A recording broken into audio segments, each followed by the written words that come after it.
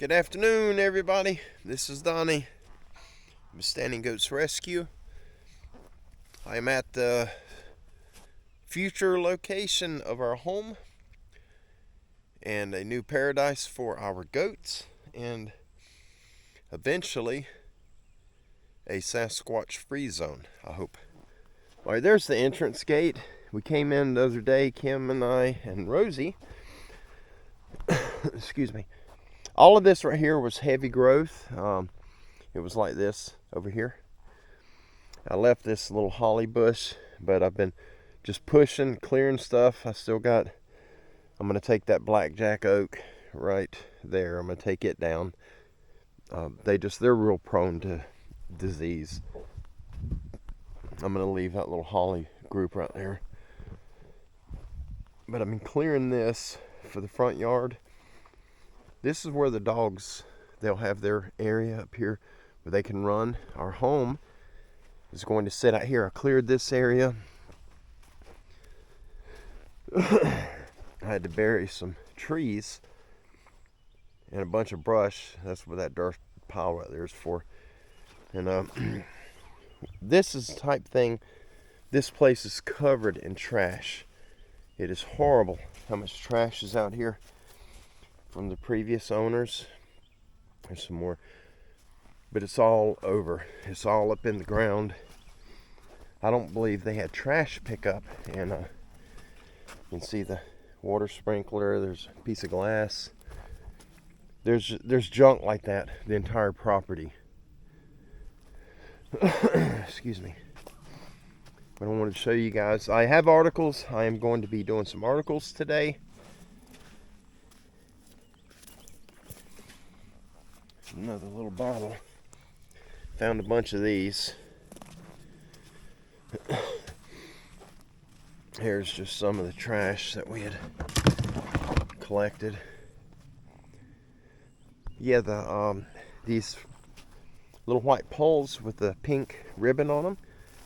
If all goes well, this is where our home would be sitting right here. That's the old road that I made that goes back to the new property. Excuse me, I can't hardly breathe today. The trees way back there in the distance, you can see the treetops. That's the new property. And I got a lot of clearing to do. There's our well. We got to get a pump put on it. Right now, it's just a hand pump I put on it from Harbor Freight, or not Harbor Freight, I'm sorry, Tractor Supply. Part of the flange was broke, and got broke. The box got damaged, and that got broke, so we got it really cheap. But we got good water. We just got to get a well pump put on it, and we still got tons of trash. You can see the pile of trash is in the weeds. It's everywhere out here. All these huge pavers. These things are really heavy, pretty thick, maybe 3 inches, and they're I think they were 16 by 16 wide. All of this stuff here is what I dug up out of the ground out here. And let me show you there were 2 trailer houses on this property. One was over here, somewhere right up in there. There's the old power pole for it by the Christmas tree. And that one was repossessed by the bank. The other one, the old man's son lived in. The son was, he was into drugs. So there's tons of creations where he's just taken apart vacuum cleaners and wired them to a microwave and just a bunch of weird stuff. But this is the remnants of the son's trailer. The frame's still there. When we got the property, it still had sides on it and a roof. Some people came out here and they stole all the aluminum off all 4 walls, and they stole the roof, and they left the rafters for the ceiling, and this thing was full. Had furniture in it, appliances, and the people scrapping took most of the appliances and a lot of the other stuff. But I mean, it's a lot of work, a lot of cleanup. But we're gonna try to get all this mess off in one pile so we can load it in a dumpster and haul it off. And I'm gonna use the frame. It's that 11-inch or 12-inch I-beam right there. It's not thick metal, but it's very stout, and we're going to use the frame of this, and we're going to put it across our creek, which is back there. And you know, I have to cut it down so it's not so long, but we're going to stretch it across the creek, and I'm going to make a bridge out of this steel. And the excess that I cut off is what I'll use for supports to strengthen it up, and then we'll deck it in railroad ties. But anyhow, just want to show you guys, the property's covered in trash. When they stole the well pump, the scrappers did. This was the pipe that went down in the well, and so I pulled it up, and I took the foot and the end of it, the well point, I took that off. I got that at home, and I just left the pipe out. We'll put new pipe on it eventually. It's a piece of rebar I can't pull up. But anyhow, just want to give you guys a look so you can see, you know, what we're doing, the progress, and if everything moves as planned. And this is as of the day before yesterday, Saturday. Excuse me, I'm sorry guys, I'm breathing so hard. I've got lung disease, and humidity is at 100% today. And it's 91 degrees, it just rained, and I can't breathe. But my doctor is, I just left the doctor, and my inhaler expired, and it really irritated my lungs when I used it the other day. So my doctor has called me in a new one. So when I leave here, I got to go to Panama City and pick up the new one. Just showing you guys, you know, what we're dealing with. We got a lot of cleanup. Right down here, you can see remnants of some garbage down here. There was a shed here, full of stuff, full of tools, all kinds of goodies. And when we got the property, the roof had already fell in, walls fell over, and everything was rusted, just a big pile of trash. We hauled 11 trailer loads to the dump, and it was back when we done that, Kim had a tax return, and we used that to haul the trash off, and 11 loads cleaned us out. But we're going to be hauling more off. It's just going to be, we're going to put it all in one area, so when we got a little extra, we can haul some to the dump. There's some more trash right over there. There's some right behind this little dirt pile. I mean, it's all over this property. Well, guys, let me find somewhere I can get in the shade. It is boiling hot. And we'll set up and share some articles. Not articles of clothing. We got to get a new power pole too. This one was here when Hurricane Michael hit this part of the state, and so any poles on vacant lots that were standing during the hurricane, by law we have to have them replaced. And it's got a bird nest in it. There was one right here last year. Now he's built it up inside the box.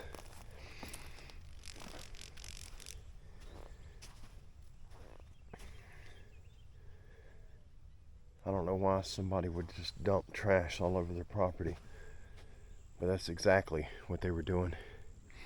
And these trees right here, There's, it looks like an old box spring or some type of furniture. Had a lot of springs in it, but it's on the ground and the trees are grown through it.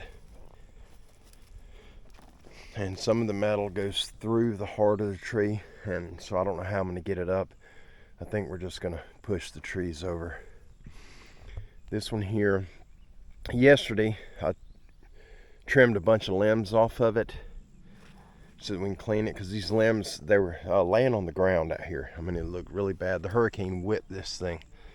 It's coming back, but during the hurricane we had tornadoes that came through up here, and this thing was nothing but sticks. All the leaf on it, the whatever you call this on a cedar, the leaf stuff, all of it was stripped off, and it looked like a porcupine. A lot of the limbs were broke. We cleaned some of the broken limbs up, but it's coming back. It survived, and so I've got to take this limb off. My battery on my chainsaw died on me, and I wasn't finished. I've got it charged. It's in the truck. I hit that one with a tractor. I had to break it because it hung way out, and I couldn't get the tractor in here to pull some of this trash out. But I got to cut this one too, unfortunately, and it's a big pretty limb. But it goes up. See the power wire right there, the cable?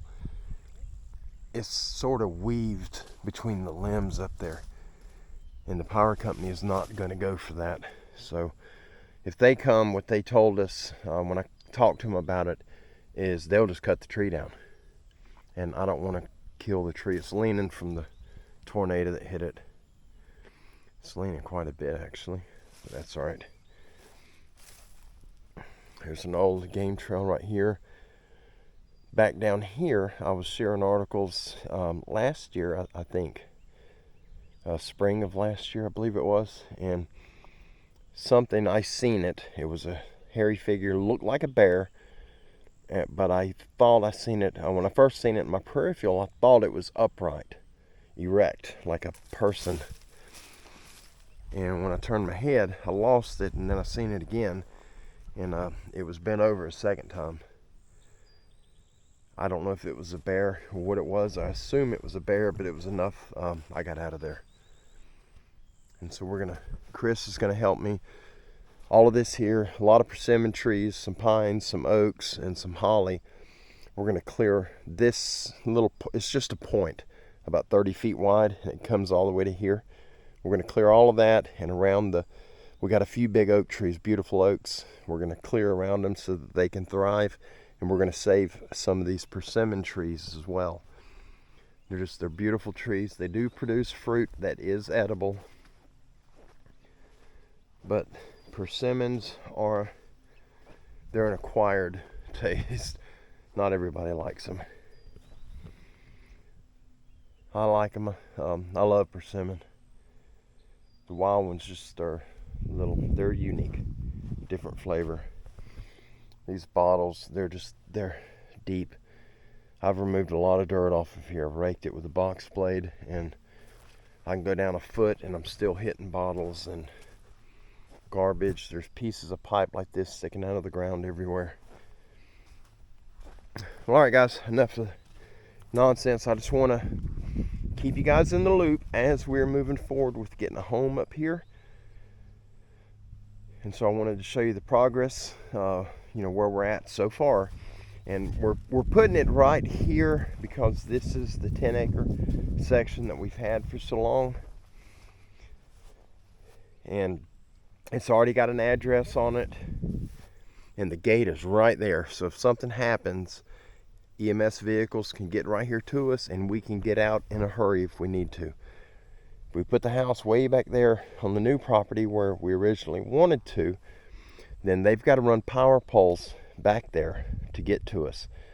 And we got to have a new well, new septic tank, have everything put in. It's a whole lot of work, and it's a whole lot of money that we just don't have. But it's fine. We'll be right here. Our animals will be safe over here, I hope. And the dogs have room to run. The goats they're going to be in flat out heaven because they got so much stuff here they can eat. We got some wild cherry trees that we got to take down. Unfortunately, they're beautiful, but one leaf off the wild cherry will kill a goat. They're highly, highly toxic. Right, let's find some shade. All right, you guys, I've got the camera set up. In the years past, Kim and I, on several occasions, have seen something moving through there. We've seen dark shadows in that part of the property. That was in the very beginning. That's where we were seeing everything.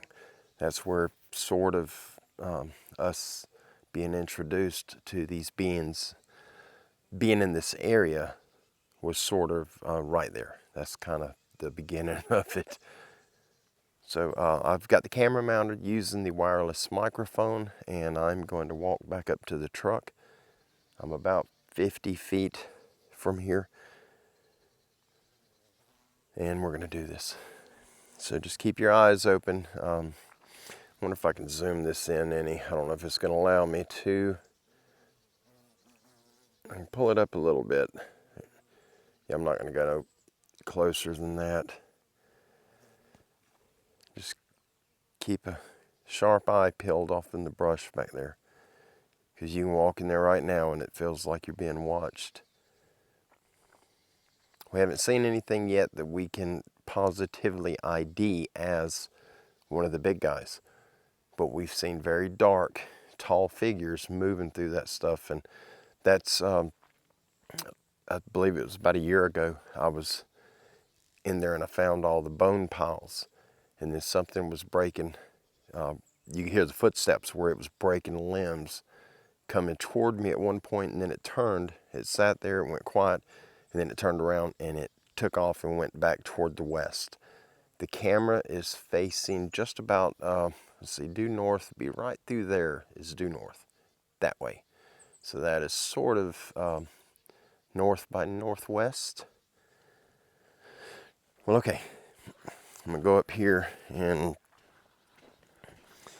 hopefully the audio, the signal will remain decent, I hope.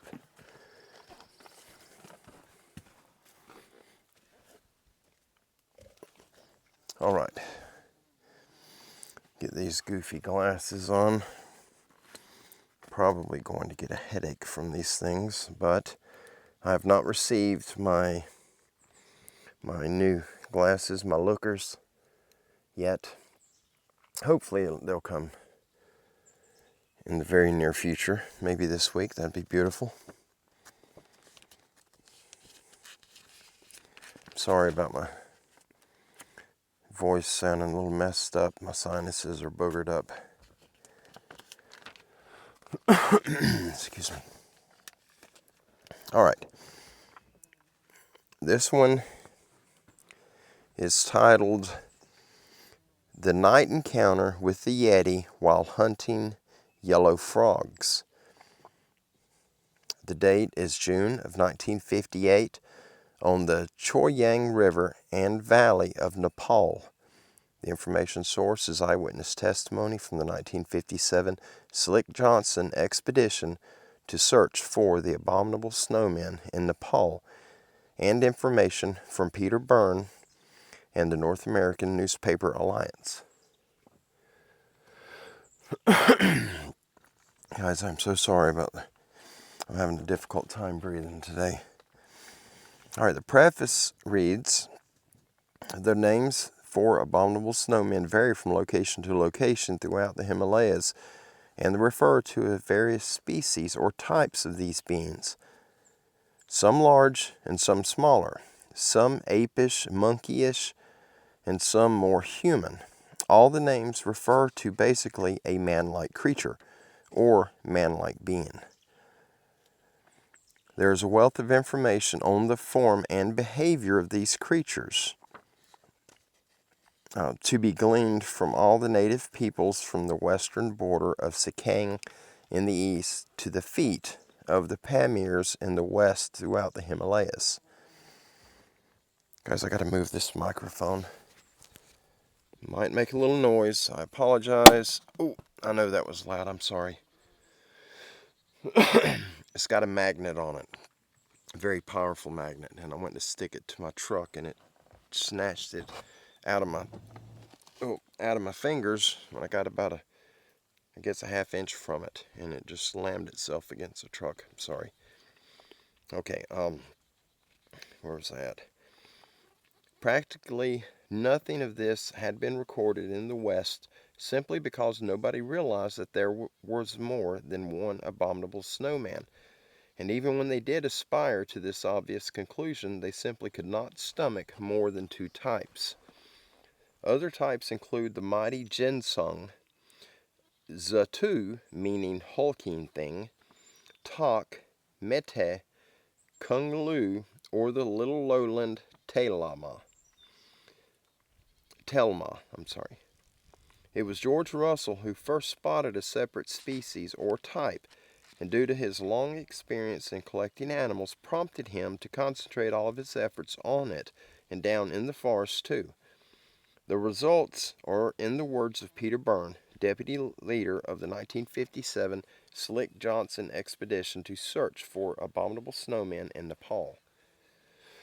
Pardon me. The encounter. Peter Byrne relates, the first sighting was made by a Sherpa villager who was hunting edible frogs by the river at night with a torch hung on a bamboo pole. Moving upstream about 300 yards from Gerald's blind, the man came upon a wet footprint on a rock. As he swung his torch low to examine it, he saw a snowman squatting on a boulder across the stream 20 yards away. The Sherpa was terrified, for tales of the Yeti in these mountain villages are full of accounts of the creature's strength and habit of killing and mutilating men. He shouted in fright. The beast slowly stood on 2 feet and lumbered unhurriedly upstream into the darkness. The following night, Gerald's Sherpa guide, Da Tempa, a veteran Himalayan tracker from Darjeeling, went out with the villager at midnight, the note relates. While Gerald remarked it was sporting of the villager to venture out again, he noticed the fellow was trembling with fear and kept behind Da Tempa as they left the camp. After more than an hour of scouting up and down the Choyang River banks, Da Tempa and his companion were making their way back to Russell's camp when Da Tempa saw movement ahead on the trail. He thought it was probably leaves of bush rustling, but shone his flashlight at the spot. It was fixing to storm.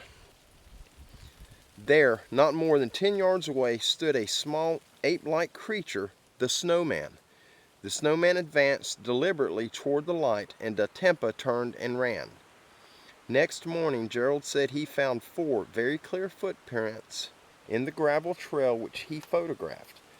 From questioning Da Tempa and the villager, these facts emerged about our elusive quarry. He is about 4 feet 6 inches high with hunched shoulders and a very pointed head which slopes back sharply from his forehead. He is covered with thick reddish-gray hair. His footprints are about 4 inches long. The villager was shown our pictures of bear, orangutan, chimpanzee, gorilla, and prehistoric man. He unhesitatingly pointed to the gorilla picture as being most like the creature he saw, but he emphasized the head was more pointed. As we trekked up the Choyang Valley to meet Gerald, Brian and I are speculating what this description of the snowman may mean. Is the beast sighted by Da Tempa the smaller variety of snowman known as the Medi, or is it a young, okay, I think it's typo, or is it a young version of the giant Yeti, which has been described as more than 8 feet tall? The footprints are certainly much smaller than the 10-inch tracks left by the animal that twice visited our camp by night in the Barun Valley. The tracks our expedition photographed last year measured 13 inches. June 5th, 1958, Gungthang, Nepal, Peter Byrne writes, frogs are the clue to the abominable snowman, and we are now using them as bait for our elusive quarry. Twice our party has seen the snowman when he came into the dark gorge of the Choyang River at midnight to catch the foot-long yellow frogs tied down by fine nylon fishing line as a lure. We have built a bamboo macon, or hunter's blind, in a tree commanding a stretch of river baited with frogs, and we have a second blind of rocks along the bank farther down. From these points of vantage, my brother Brian and I are watching nightly. We decided on this tactic after a reconnaissance showed where the snowman had overturned huge boulders in his search for food. Some were so large it took more than 2 of us to move the stones, and we found footprints in river sand leading to a flat rock on which were the remains of a half-eaten frog. Toe prints were clearly visible in the sand, but the 4-inch prints were smaller than the ones we photographed in the Barren Valley snows some weeks ago. We have been dogged by foul weather, moonless skies, and relentless rain. Heavy rain, light rain, torrential rain, and dreary skies. This has been the Chinese water torture, endured by our expedition for more than a month now. The rain begins at 9 a.m., continues all day and night until 5 a.m. It has hampered our plans for tracking the creature. At midnight, with the rain pouring down in pitch blackness and waterfall drowning out even the sounds of breaking twigs and fallen stones, we hunters learn to follow in the dark. Our nightly vigil has been a nightmare. Okay, guys, we have a lot of pictures. Let me see. I think I'm going to show you guys.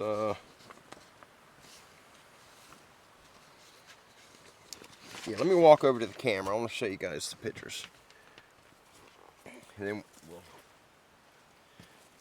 let me grab my microphone. Then we'll start the next article if I can catch it before the rain gets here. Oh, my magnet came off. Alright, it's going to be loud. Sorry. Maybe best just to leave the microphone on my shirt. Okay, I'm walking up to the camera. I'll show you the pictures that he sent. We got rain coming. Oh boy, the camera's high. Let me get that. There we go. This first one, the Choyang River in Nepal, where a Yeti was seen by the river looking for yellow frogs to eat.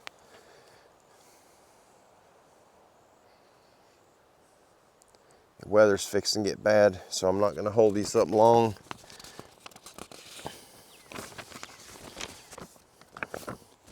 And this is millionaire Tom Slick. He was the founder of the 1957 expedition.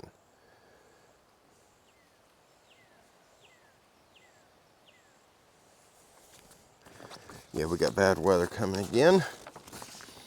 And this is the expedition team member Gerald Russell. This is the guy who saw a Yeti.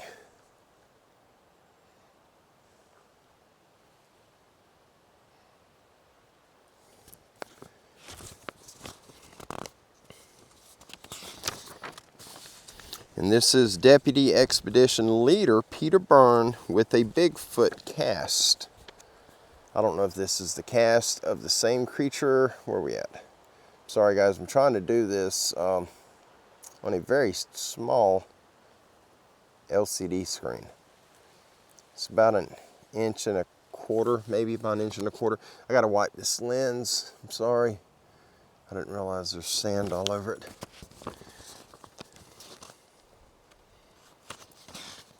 I had it mounted on the front of the truck a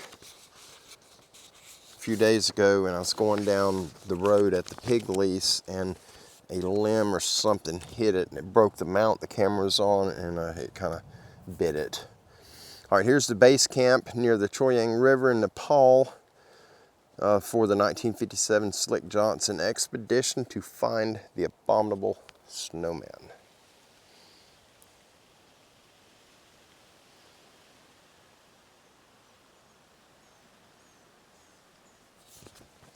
May not have time to do the other article. It's coming fast. It's right behind us here, the weather. All right, here's a local drawing of the Yeti.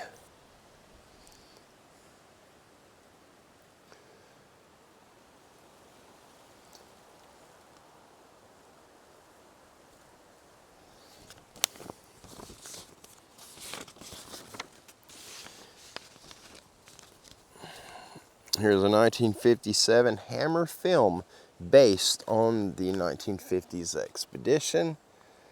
Hope you guys can see that. It's very hard to see through these glasses and through that little screen. It looks backwards. I'm not sure if it's backwards or not, but it's titled The Abominable Snowman of the Himalayas. All right, that's it on the pictures. Let me see if we got enough time to do the other one. Tell you what, let's, I'm gonna turn this. Oh. The storm's coming. So, I don't know if you guys can hear the thunder. Gotta get this tripod is excessively tall that I'm using right now. It's real tall. Trying to get it to balance. The DJI camera stick that you get when you order the DJI camera, it stretches out to like an incredible length. This thing's like 5.5 foot tall. Maybe that'll stand. I hope. If not, it'll fall over. Yeah, that's thunder.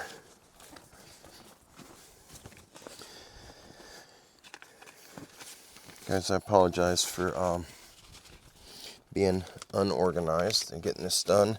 I just want to get some articles out to you. I'm on my way home from Alabama, and so I swung by the property real quick to check on the tractor since we left it up here. All right. This one is titled The Sherpa's Descriptions, Encounters, and Warnings of Abominable Snowmen.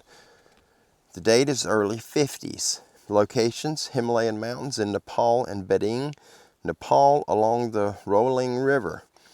The information source for this article is the Sherpa's testimony and multiple eyewitness testimony from the lamas at the monastery in Beding, Nepal.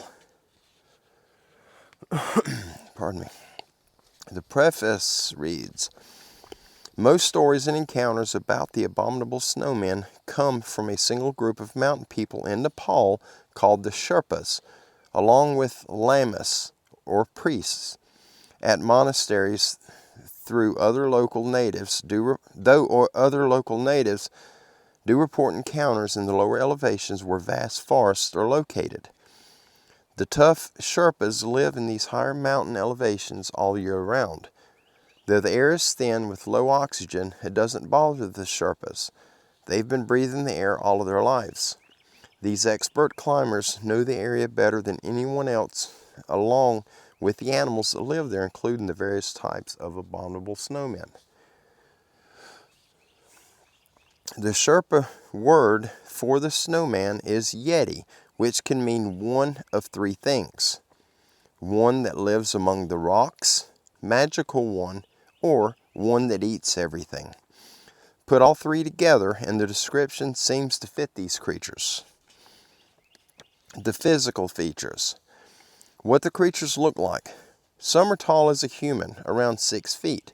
Some reports vary from 5 to 8 feet, and a few reports as tall as 15 feet.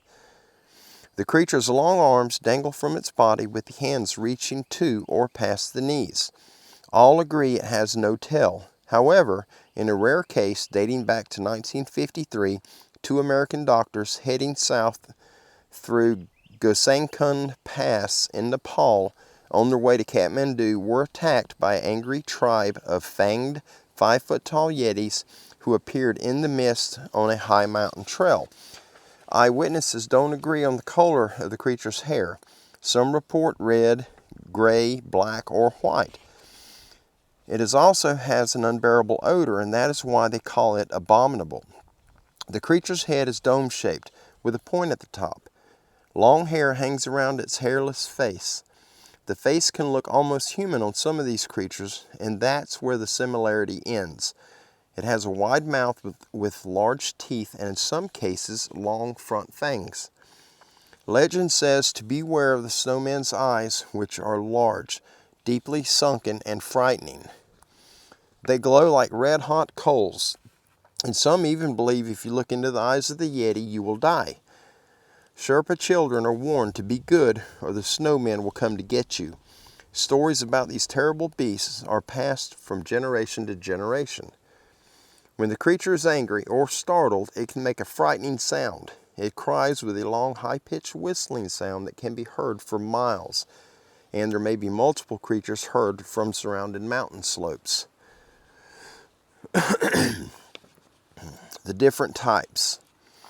The Sherpas say there's not just one, but many types of snowmen, and in particular, 3 common types. The largest looks like a bear. The second one is middle-sized, fierce, and mean. And the third, if a small one that looks like a monkey. It's a small one that looks like a monkey. All are called Yetis by the Sherpas, but each type has its own name. The bear-like, the bear-like Yeti is called Zute. It's 6 to 8 feet tall.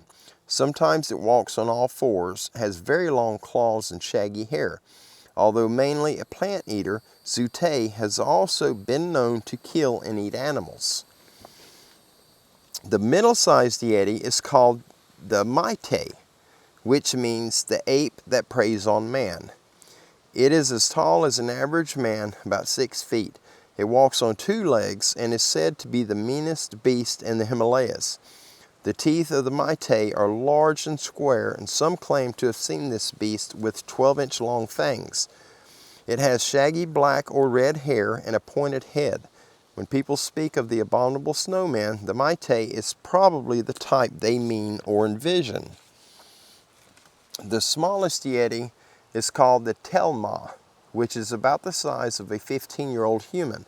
It lives in the lower regions of the mountains.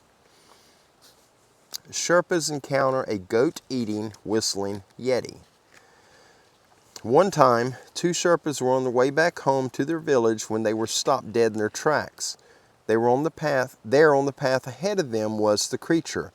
It was eating a mountain goat it had just killed, but it had not yet seen the men. Then, sensing they were watching, the snowman looked up. The creature glared at them. Its angry eyes glowed. It seemed to be deciding whether to attack or retreat to the mountains. The creature gave a howl and then whistled its familiar cry. The men knew it was the Abominable Snowman. From surrounding mountaintops, the cry seemed to be repeated again and again. Were there more creatures behind the rocks waiting to pounce? What was this snowman going to do to the men? The 2 men were not going to stick around to find out, and as they were about to run, the snowman, still whistling its high-pitched warning, turned and made its way back up the rocks.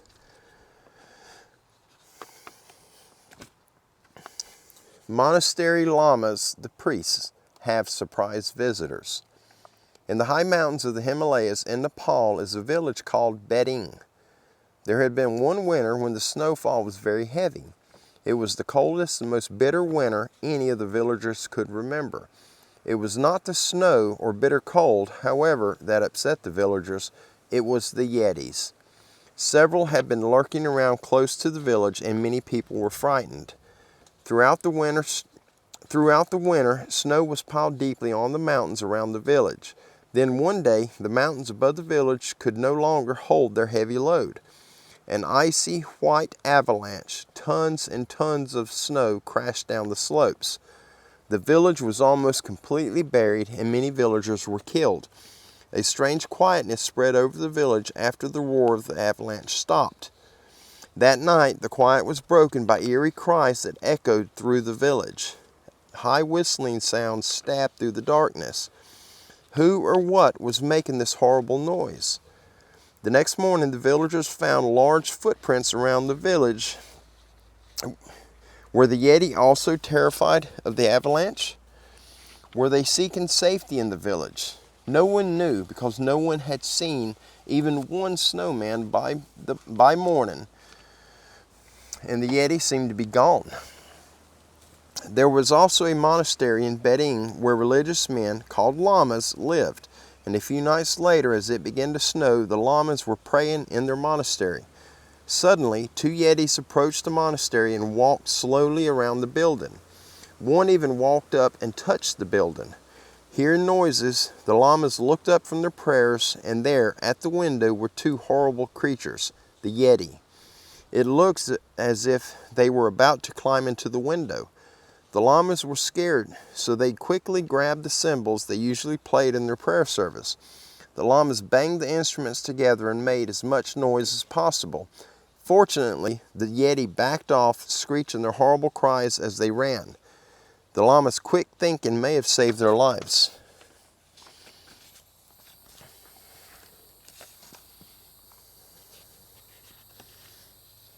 Okay, I think these are photographs. I'm going to show these to you, and then I got to pack up because this rain is getting close. I'm sure you guys can see it on the camera.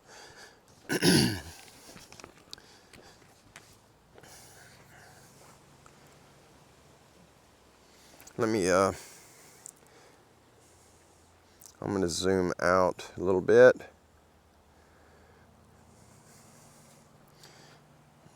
Get this camera turned just a grunt. It's so tall, it's not wanting to balance on this little tripod. All right, that's what we got coming right there. Okay, I'm gonna step in front of the camera so I can hold this up. All right, this is an illustration of the largest of all Yetis, the Zute. It's bear-like and ranges from 6 to 8 feet tall, and in some rare cases, 15 feet. It eats yaks. All right, these are artist rendering. Oh, that's a little better.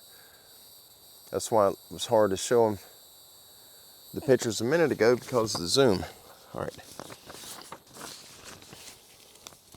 This is a drawing of a rare 15-foot tall Zute that eats yaks.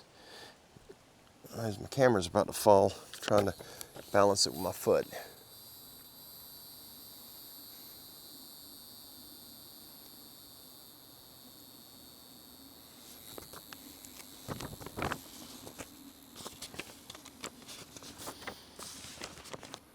It's getting cool too. Illustration of a medium-sized Yeti, the Maite, 6 feet tall, has fangs and can eat humans. The common Yeti most people think of. Oh, there goes the camera. Let me see if I can lower this thing some, because it is really swaying. Sorry about the technical issues. Boy, this thing's leaning bad. I'm sorry, folks. Maybe it won't fall. Try to get these pictures up real quick, and then got to go before this mess hits. We got quite a few pictures. Illustration of the smallest of all Yetis, the Telme. 5 feet tall, lives in lower regions of the mountains and the forests.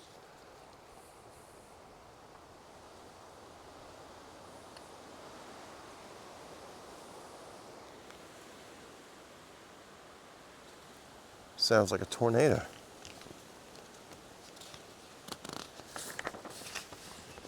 Trying to get through these pictures. Drawings of the medium-sized Maite.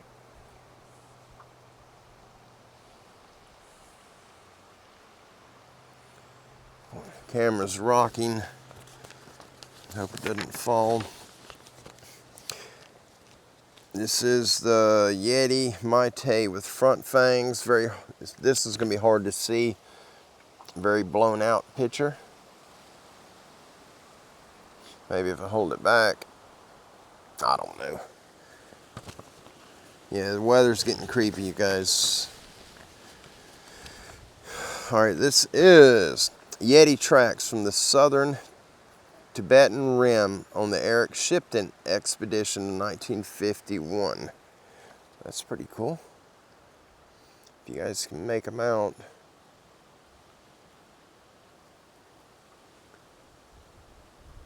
They got sticks. No, they got arrows. I'm sorry, arrows drawn. Guys, I can't see very good. Come on.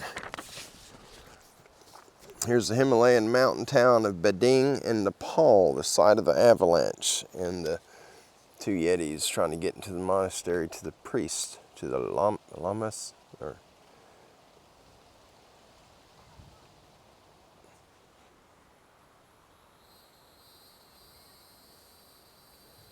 Sounds like voices.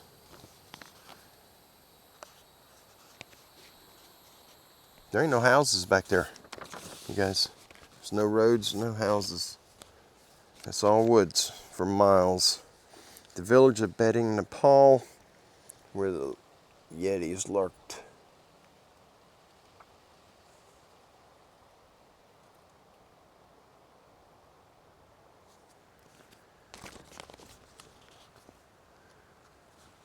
This stuff's blowing straight in to me. Oh, these pages are sticking. Here's the lamas, or the priest of the Bading Monastery in Nepal.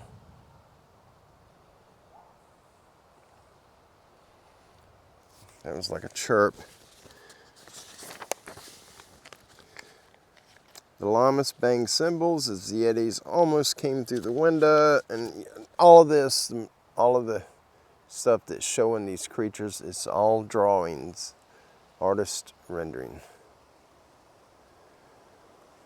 But still fascinating to me.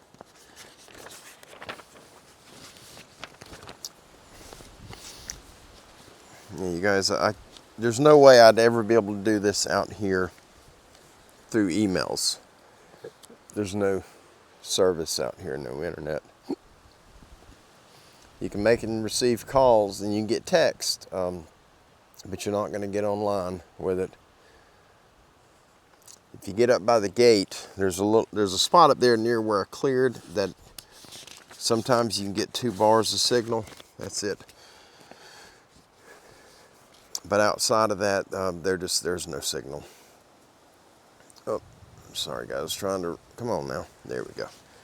I'm going to shorten this up. We're going to head back to the truck. Got bad weather coming. I do want to thank all of you for hanging out with me today, and I apologize for how messy this video's turned out.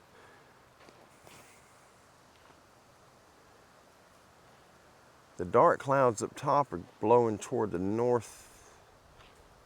northeast. These lower clouds are blowing like toward the southeast, or southwest, I'm sorry. Yeah, it's fixing to rain. It's fairly pretty back that way, sorta. All right, well, y'all have a wonderful afternoon. Thank you so much for hanging out with me. I love each and every one of you. God bless you. Y'all be kind, be safe. If there's anything I can do for you, please send me an email, standinggoatsrescue@yahoo.com, and just give me a few days to reply, and I will absolutely get back to you. We'll be seeing you guys soon. We got plenty more articles and things to share with you. We'll see you soon. Bye-bye.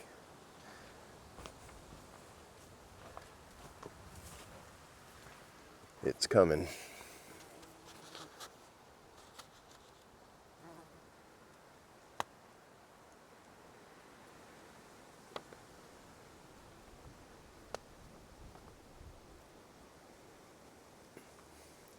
Clear that way a little bit, but it's coming from that way.